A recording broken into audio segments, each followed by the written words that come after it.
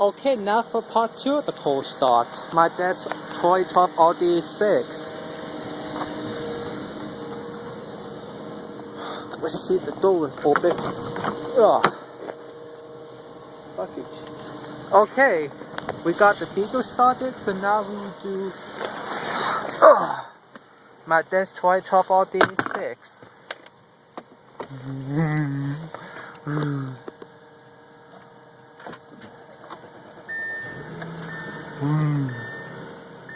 Let's turn off the heated seats, add the defrosters. Oh no, we have a problem. Dad's car's almost.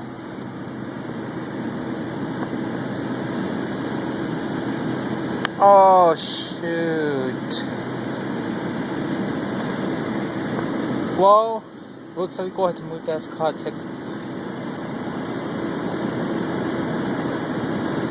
It has sailed gas.